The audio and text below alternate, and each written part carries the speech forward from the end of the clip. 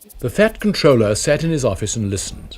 He frowned and said, "What a nuisance passengers are! How can I work with all this noise?" The station master knocked and came in. "There's trouble in the shed, sir. Henry is sulking. There is no train, and the passengers are saying this is a bad railway."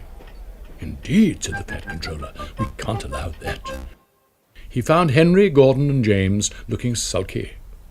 "Come along, Henry," he said. "It is time your train was ready." "Henry is not going," said Gordon rudely. "We won't shunt like common tank engines. We're important tender engines. You fetch our coaches and we will pull them. Tender engines don't shunt." And all three engines let off steam in a cheeky way. "Oh, indeed," said the Fat Controller severely. "We'll see about that. Engines on my railway do as they're told." He hurried away, climbed into his car, and drove to find Edward. The yard has never been the same since Thomas left, he thought sadly. Edward was shunting. "Leave those trucks, please, Edward. I want you to push coaches for me in the yard." "Thank you, sir. That'll be a nice change." "That's a good engine," said the Fat Controller kindly. "Off you go, then."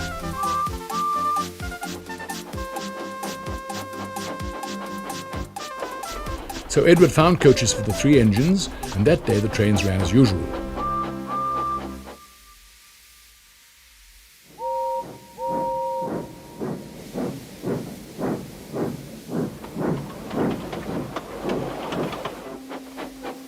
But when the Fat Controller came next morning, Edward looked unhappy. Gordon came clanking past, hissing rudely.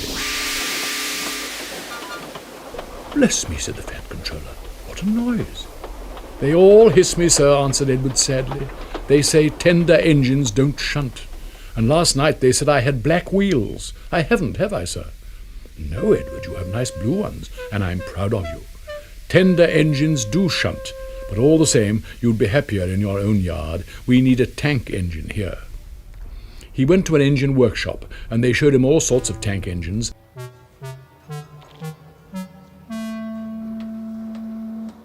At last he saw a smart little green engine with 4 wheels. "That's the one," he thought. "If I choose you, will you work hard?" "Oh, sir, yes, sir." "That's a good engine. I'll call you Percy." "Yes, sir, thank you, sir," said Percy happily. So he bought Percy and drove him back to the yard. "Edward," he called, "here's Percy. Will you show him everything?"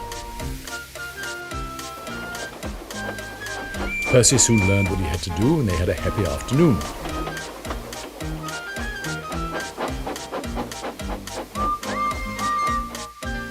Once Henry came by, hissing as usual.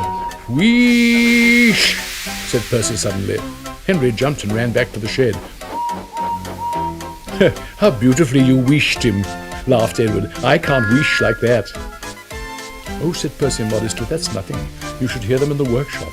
You have to wheesh loudly to make yourself heard." Next morning, Thomas arrived.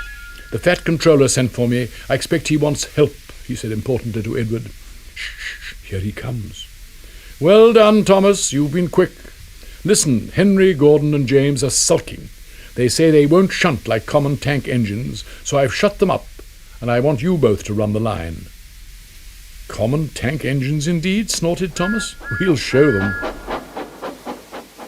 "And Percy here will help too," said the Fat Controller. "Oh, yes, sir, please, sir," answered Percy excitedly. Edward and Thomas worked the line. Starting at opposite ends, they pulled the trains, whistling cheerfully to each other as they passed. Percy sometimes puffed along the